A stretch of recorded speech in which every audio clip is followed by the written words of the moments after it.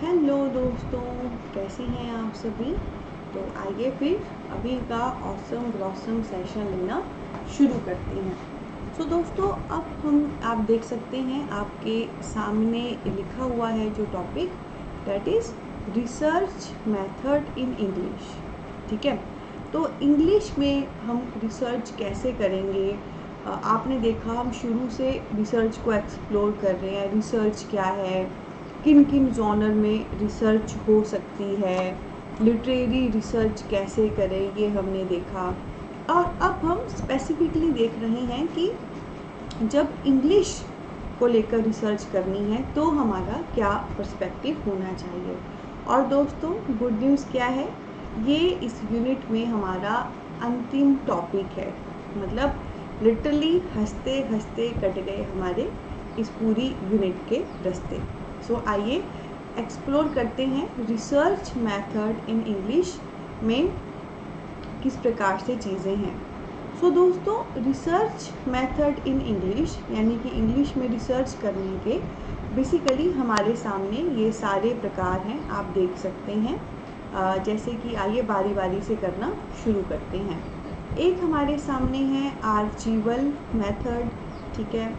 And then we have autobiographical method, oral method, visual method, discourse method, ethnographic method and interview. Okay, तो overall हमारे सामने basically 7 topic हैं। और इसमें से जो लास्ट वाला इंटरव्यू था उसके फर्दर हमारे सामने 3 टॉपिक हैं। इंटरव्यू में 3 प्रकार के इंटरव्यू होते हैं, structured, unstructured and semi structured. ठीक है, तो ओवरऑल अगर हमने इंग्लिश में रिसर्च करनी है, इंग्लिश भाषा में रिसर्च करनी है, तो हमारे सामने ये 7 मेथड है। अब इसमें से कुछ नेम तो आपको सुने सुने लग रहे होंगे, जैसे ऑटोबायोग्राफिकल है, ओरल है, विजुअल है। कुछ सुने हुए नहीं भी लग रहे होंगे, like archival is there, discourse is there. तो एक एक करके मैंने आपको सारे मेथड तो बता दिए हैं, पर इनको डायरेक्ट समझाने से पहले इसमें जो कुछ टर्म्स हैं, आर्चीवल, डिस्कोर्स एंड एक और भी टर्म है रिपोजिटरी, जो यहाँ मेंशन नहीं है पर इसी से संबंधित है, पहले मैं आपको वो बता दूंगी, फिर मैं आपको ये सारे एक्सप्लेन करूंगी, क्योंकि उससे आपको बेटर अंडरस्टैंड होगा। दोस्तों, ये कुछ की पॉइंट्स हैं, इम्पॉर्टेंट पॉइंट्स हैं जो अभी मैंने आपसे डिस्कस करने हैं। पहले मैं आपको ये करवा दूंगी, फिर आपको ओवरऑल ये टॉपिक क्लियर हो जाएगा। तो एक टॉपिक हमारे सामने है आर्चीव, ठीक है, एक है रिपोजिटरी और एक है डिस्कोर्स। ठीक है, आर्चीव क्या होता है, ऐसी ऑर्गेनाइजेशन दोस्तों जो रिकॉर्ड रखे इंडिविजुअल लेवल पे, फैमिली लेवल पे या बाकी और ऑर्गेनाइजेशंस का। ठीक है, जैसे आपने देखा होगा ना, हम डिफरेंट म्यूनसिपल कमेटी चले जाएं या कहीं भी जाएं, जो ऑफिसेस होते हैं, उन ऑफिसेस में इतनी सारी फाइल्स होती हैं, उन फाइल्स में डाटा होता है। कहीं उनका बर्थ का डाटा होगा, कहीं उनका डेथ का डाटा होगा, कहीं उनका इंडिविजुअल लेवल पे, कहीं उनका फैमिली लेवल पे। तो बेसिकली इन सिंपल वहाँ जहाँ पे वो हम सारा डाटा रखते हैं, चाहे इंडिविजुअल लेवल पे हो, चाहे फैमिली लेवल पे हो, या बाकी सब ऑर्गेनाइजेशन का जिस एक जगह पे हम डाटा रखते हैं, उसे हम दोस्तों आर्चीव कहते हैं। ठीक है, archive is that overall place जहाँ पे आपने डाटा कलेक्ट करके रखना है। और इसी आर्चीव से फर्दर संबंधित जो टॉपिक है, दैट इज रिपोजिटरी। ठीक है, तो आर्चीव तो ओवरऑल एक प्लेस हो गया ना जहाँ पे आप इकट्ठा करके रख रहे हो, पर repository is basically that place जहाँ पर अगेन आप वही चीज़ें इकट्ठा करके रख रहे हो, जैसे डॉक्यूमेंट संभाल के रख लिए, चाहे बिजनेस को लेके, इंस्टीट्यूशन को लेकर, गवर्नमेंट की डिफरेंट चीज़ें हैं, म्यूजियम्स हो गए, मैन्युस्क्रिप्ट हो गए, फोटोग्राफ हो गए। कहने का मतलब आर्चीव भी वो जगह है जहाँ पे आप डाटा कलेक्ट करके रख रहे हो, और रिपोजिटरी भी वो जगह है जहाँ पे आप डाटा कलेक्ट करके रख रहे हो। कुछ खास फर्क दोनों में नहीं है। आर्चीव एक प्रकार की ऑर्गेनाइजेशन हो गई जो डाटा कलेक्ट कर रही है, और रिपोजिटरी वो जगह हो गई जहाँ पे आप डाटा कलेक्ट करके रख रहे हो। ठीक है, आर्चीव क्या है, ऐसी ऑर्गेनाइजेशन जो डाटा कलेक्ट कर रही है, पर्सन को लेकर इंडिविजुअल लेवल पे, फैमिली लेवल पे या बाकी ऑर्गेनाइजेशन का डाटा कलेक्ट कर रही है। और रिपोजिटरी वो प्लेस है, वो जगह है जहाँ पे वो डाटा आप इकट्ठा कर करके रख रहे हो, चाहे म्यूजियम्स हो गए, म्यूजियम्स में रखी गई मैन्यूस्क्रिप्ट होगी, हाथ से लिखी हुई चीज़ें, फोटोग्राफ्स हो गए, ठीक है, या कोई भी डॉक्यूमेंट आप इकट्ठा करके कहीं किसी कमरे में रख रहे हो, वो हो गया, ठीक है। सो आर्चीव और रिपोजिटरी आपस में जुड़ती हुई चीज़ें हैं। आर्चीव है डाटा कलेक्ट करने का, रिपोजिटरी जो डाटा कलेक्ट हुआ है उसे जिस जगह पे रखेंगे उसका नाम है, ठीक है। तो दोस्तों रिसर्च में ये होता ही है, ठीक है। रिसर्च में जब कभी हम चीज़ें करते हैं, मैंने आपको हमेशा बताया है कि एकदम से नहीं हम रिसर्च करना शुरू कर देते हैं। हम पहले अपना एक पूरा बैकग्राउंड तैयार करते हैं, bibliography if you do remember, जहाँ पे हम डिफरेंट रिसोर्सेज, चाहे जर्नल्स हैं, रिव्यूज़ हैं, वो सारे लेंगे, उनको कलेक्ट करेंगे, वहाँ से डाटा उठा के नोट करेंगे, वो सारा मैंने आपको पिछले लेक्चर में बताया है। तो वो जो एक प्रेपरेशन का मोमेंट है, जो आपको तैयार कर रहा है आपकी रिसर्च के लिए, उस एक मोमेंट पे जो आप डाटा कलेक्ट कर रहे हो वो आर्चीव कहलाएगा, और डाटा कलेक्ट करके जहाँ पे आप रखे जा रहे हो वो रिपोजिटरी कहलाएगा, ठीक है। तो एक रिसर्चर ये चीज़ें करता ही है, वो डाटा कलेक्ट भी करेगा और इकट्ठा भी करेगा, ठीक है। और ये जो मैंने एग्जांपल दिए म्यूजियम्स एंड ऑल, ये थोड़ी बहुत ही ग्रैंड लेवल पे बात हो गई, पर ऑब्वियसली इससे आपको एग्जैक्ट क्लियर हो गया होगा कि आर्चीव और रिपोजिटरी का मीनिंग क्या है, ठीक है। सो आर्चीव मीन्स डाटा कलेक्ट करने का, रिपोजिटरी मीन्स डाटा जहाँ पे कलेक्ट हुआ है उस सारे डाटा को एक जगह रखने का, ओके। अब इसी में दोस्तों एक अगला टॉपिक हमारे सामने है डिस्कोर्स। डिस्कोर्स ये सिंपल वर्ड, जब हम किसी टॉपिक पे डिस्कस करते हैं वो डिस्कोर्स होता है। मान लो मैं वुमेन राइट्स को लेकर डिस्कस करूं कि औरतों के अधिकार किस प्रकार से चल रही हैं, ठीक है, या अनएम्प्लॉयमेंट को लेकर डिस्कस करूं कि कैसे जब पैंडेमिक आया, जब लोगों के पास जॉब नहीं रही तो किस प्रकार से चीज़ें हुई, है ना। So discourse is simple discussing about a topic. जब आप सिंपली किसी टॉपिक को लेकर डिस्कस कर रहे हो, चाहे वो वुमेन राइट्स हो गए, चाहे पैंडेमिक में क्या कंडीशंस हैं लोगों की, कैसे अनएम्प्लॉयमेंट आ गई वो हो गया, ठीक है, या सिंपल टॉपिक डिस्कस कर लूँ स्ट्रीट डॉग्स की क्या कंडीशन है, वो सारा हो गया, तो वो हमारा डिस्कोर्स में आता है, ओके। तो 3 टर्म्स हमने की, archive, repository, discourse. Archive is data collect करने का, रिपोजिटरी जो डाटा कलेक्ट हुआ है उसे जिस जगह पे रखने का वो रिपोजिटरी है, और डिस्कोर्स अलग से है। डिस्कोर्स मीन्स किसी एक स्पेसिफिक टॉपिक पे डिस्कस करना। और रिसर्च में तो दोस्तों ऐसा होता ही है, कोई ना कोई टॉपिक होगा जो आपकी जान खा रहा होगा, जिस पे आप डिस्कस कर रहे होंगे, जिस पे आप अपनी पूरी जान लगा रहे होंगे। अब ये करने के बाद ना finally I can teach you, क्योंकि यहाँ पे कुछ मेथड्स वही हैं जो ऑलरेडी आपको नेम से पता लग जाएंगे, और जो नेम से आपको पता नहीं भी लगने वाले थे वो नेम मैंने अभी आपको एक्सप्लेन कर दिए। तो दोस्तों सबसे पहला मेथड हमारे सामने है आर्चीव मेथड। अब आपको पता ही है आर्चीव मेथड बोले तो डाटा कलेक्ट करने का और उसको इकट्ठा करने का अपनी रिसर्च में। तो इंग्लिश में सबसे पहला मेथड होता है आर्चीवल मेथड, जिसमें हम इंग्लिश लैंग्वेज, इंग्लिश भाषा से संबंधित डिफरेंट डाटा कलेक्ट करते हैं कि कब लैंग्वेज कैसी थी, बाद में कैसी थी, सेंटेंस मेकिंग कैसी हो रही है, और किस प्रकार से शुरू में वर्ड्स थे और वर्ड्स से कैसे वोकैबुलरी में फ़र्क आया है, या लैंग्वेज में शब्दों की जो है स्पेलिंग में फ़र्क आया है। इफ़ यू डू रिमेंबर, मैंने चौसर का एक वर्क पढ़ाया है ना, लीजेंड ऑफ गुड वुमेन, वहाँ पे वुमेन की स्पेलिंग है WIMMEN। मैं इसे एक बार लिख भी देती हूँ। अगर आप 14th सेंचुरी में जब चौसर का वर्क आया है तो विमेन की स्पेलिंग है WIMMEN। तो अगर मैं इंग्लिश लैंग्वेज देखूँ 14th सेंचुरी में चौसर के समय तो ये स्पेलिंग है, पर अगर आज मैं 21st की बात करूँ तो आप सबको पता है स्पेलिंग क्या है, WOMEN या WOMAN। तो ये हमारी 21st में है। तो ये सारा डाटा कलेक्ट करना कि 14th में कैसे लिखा जाता था, अब कैसे लिखा जाता है, वोकैबुलरी में डिफरेंस है, वर्ड्स में डिफरेंस है, सेंटेंस मेकिंग में डिफरेंस है, एंड स्पेलिंग में डिफरेंस है, ठीक है। तो ये सारा डाटा कलेक्ट कर रहे हो, एक जगह पे आप रख रहे हो, तो ओवरऑल आपका ये जो मेथड है रिसर्च का, ये आर्चीवल मेथड हो जाएगा। एग्जाम्पल बेस्ट आ गया, 14th सेंचुरी से ही दोस्तों हमारी बेसिकली इंग्लिश लिटरेचर का बीज आया था, चौसर ने रखा था, तो उसकी स्पेलिंग और आज की स्पेलिंग में फ़र्क है चीज़ों में। उसके बाद next we have autobiographical research. Autobiographical research is something, कोई वर्क है जो इंग्लिश में लिखा गया है और ऑटोबायोग्राफिकल वर्क है, ठीक है। ऑटोबायोग्राफिकल जैसे कोई इंसान अपने बारे में बताता है, तो कोई भी वर्क है जो इंग्लिश भाषा में है एंड ऑटोबायोग्राफिकल है, किसी ने अपने बारे में बताया है, उस प्रकार का कोई वर्क आपके सामने आ गया है एंड आप उसको रिसर्च कर रहे हो, उसके बारे में जांच परख रहे हो, चीज़ें एक्सप्लोर कर रहे हो, वो ऑटोबायोग्राफिकल रिसर्च हो जाएगा, ठीक है। किसी का ऑटोबायोग्राफी थी, एज अ टेक्स्ट आपके सामने आई, इंग्लिश में लिखी गई थी, आप उसको समझ रहे हो, रिसर्च कर रहे हो, वो ऑटोबायोग्राफिकल में आएगी। थर्ड हमारे सामने है ओरल मेथड। ओरल मीन्स मुंह से, ठीक है।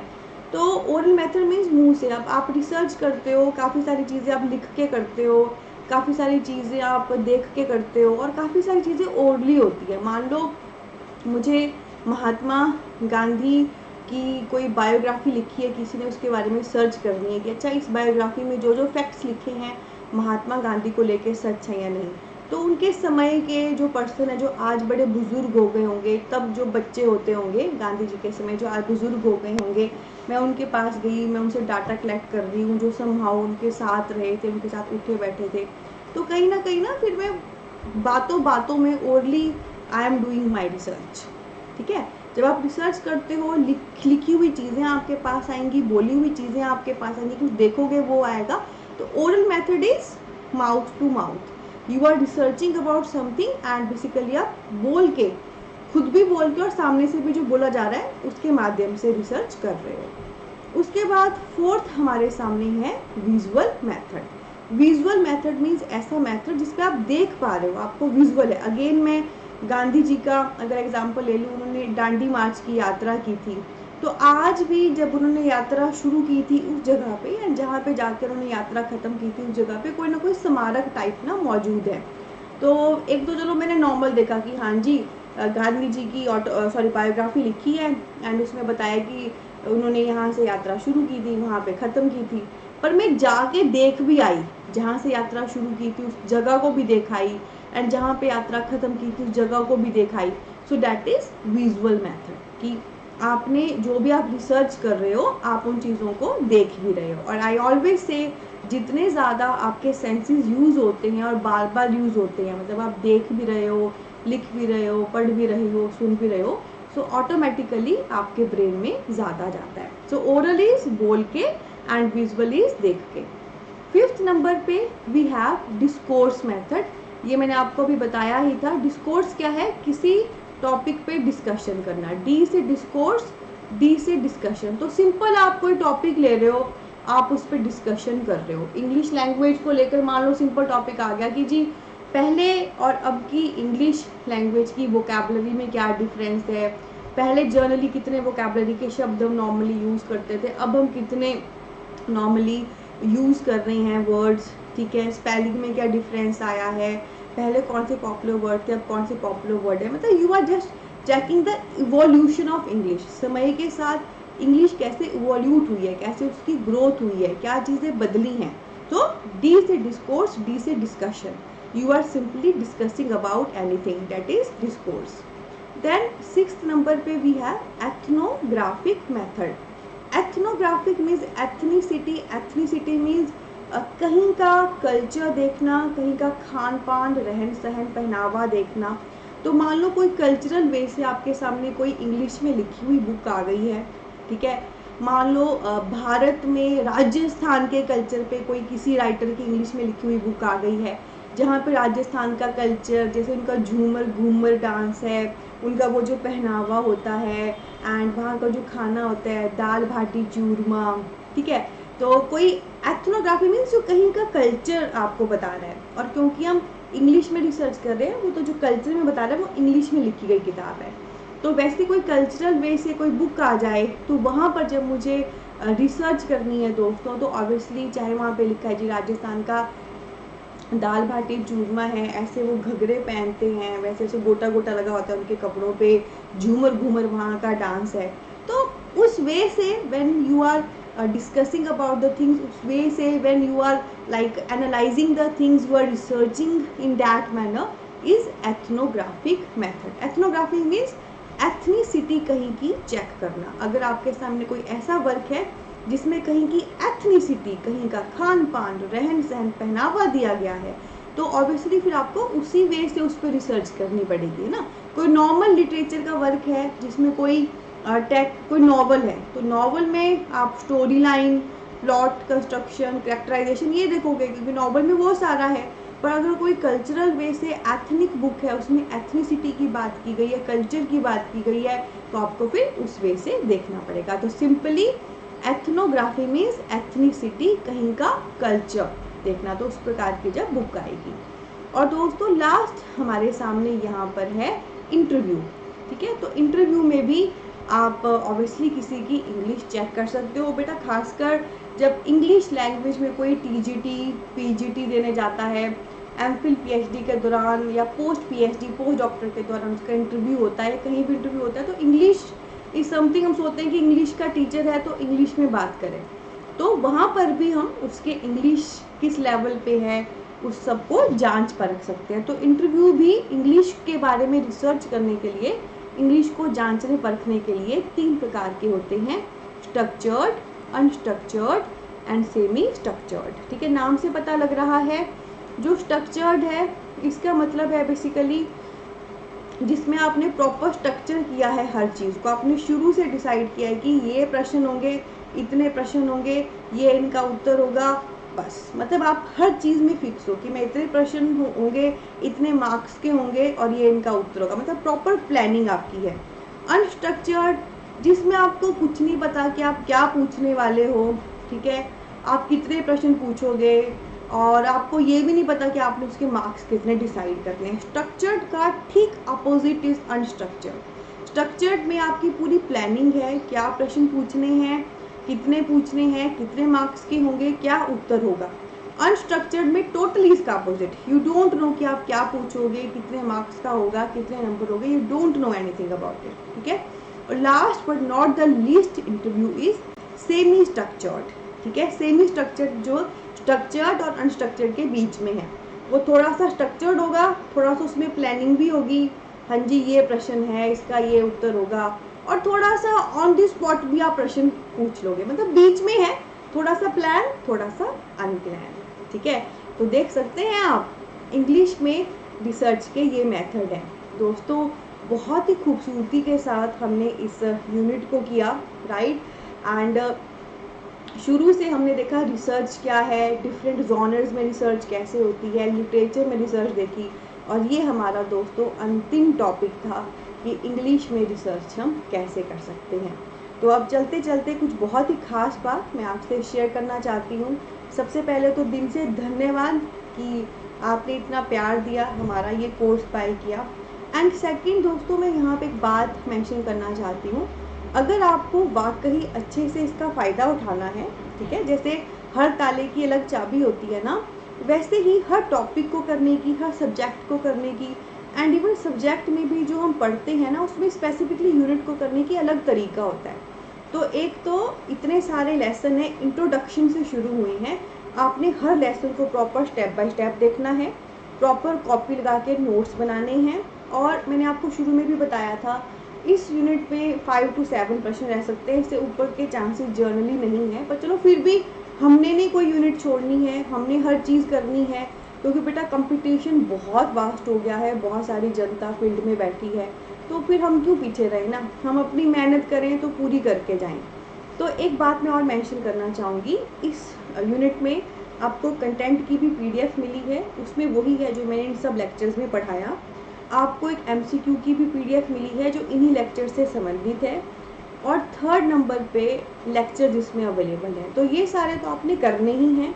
इसके अलावा मैं बस यही कहना चाहती हूँ कि जितने भी टॉपिक्स या सब टॉपिक्स या टर्म्स मैंने यहाँ पे की, इन सबको आप गूगल भी कर सकते हैं। ठीक है, अगर आपको कहीं भी लगे कि यहाँ पे आपको प्रॉपर समझ नहीं आया, आप और एक्सप्लोर करना चाहते हैं, तो इन्हीं टॉपिक सब टॉपिक को जो इसमें आए हैं उनको आप गूगल करिए।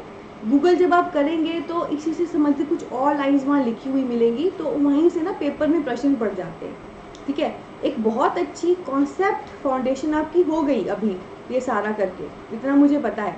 अब इसमें जो भी टर्म्स, सब टर्म्स, कॉन्सेप्ट आए उनको गूगल कर लीजिए। कुछ और अगर आपको पढ़ने को देखने को मिलता है उसे ज़रूर पढ़िए, ज़रूर देखिए, क्योंकि मेरे पास जनरली वो बच्चे आते हैं जो हिंदी में समझने में कैपेबल हैं एंड आई रिस्पेक्ट दैट। ठीक है, पर जब पेपर इंग्लिश में ही आएगा तो लंबे लंबे सेंटेंस आते हैं, कुछ आते हैं, तो कई बार बच्चे समझ नहीं पाते कि यार इसको मैं कैसे हैंडल करें।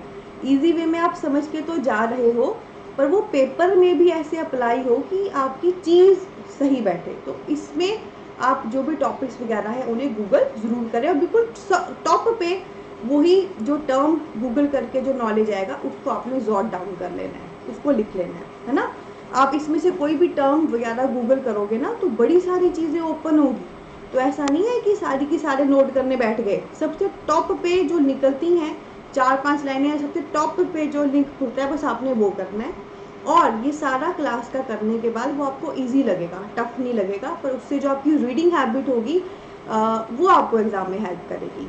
एंड थर्ड नंबर पे, ऐसे तो मैंने MCQ दिए हैं पर वो लिमिटेड से हैं, और कॉन्सेप्ट फाउंडेशन पे बहुत अच्छे से फोकस किया है, वो मेरा दिल जानता है, वो मेहनत आपको भी दिख रही होगी।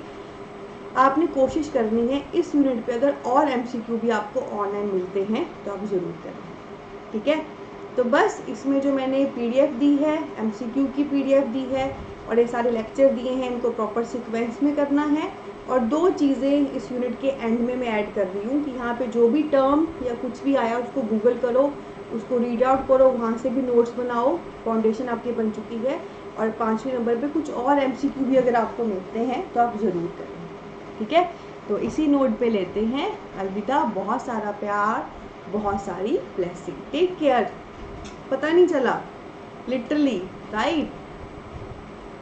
और हाँ, खुद को अच्छा लगे ना सेशन तो दोस्तों औरों को भी रेकमेंड करो यार। इतने दिल से पढ़ाया गया ये कंटेंट है, टीचिंग टेक्निक हो, चाहे कंटेंट हो, कलरफुल फ़ोटो हो, ये पिक्चर्स हों, और ये इंडिया का सबसे पहला पॉकेट फ्रेंडली एजुकेशन ऐप है पॉकेट पढ़ाई। तो दोस्तों खुद भी आइए और बाकियों तक भी इसे पहुंचाइए, क्योंकि जितने ज़्यादा आप लोग इससे जुड़ेंगे ना उतना ही ये ऐप ग्रो करेगा। और हमारी जो दिल से एक इंटेंशन है डेमोक्रेटाइजेशन करनी एजुकेशन की, वो पॉसिबल हो पाएगी। ठीक है, इंडिया के सबसे पहले pocket friendly education app pocket पढ़ाइयों को बुलंदियों तक आप ही पहुंचा सकते हैं, और आपने ज़रूर पहुंचाना भी है, और मुझे आप पे पूरा विश्वास है। इसी नोट पे लेती हूँ अलविदा। बहुत सारा प्यार और ब्लेसिंग।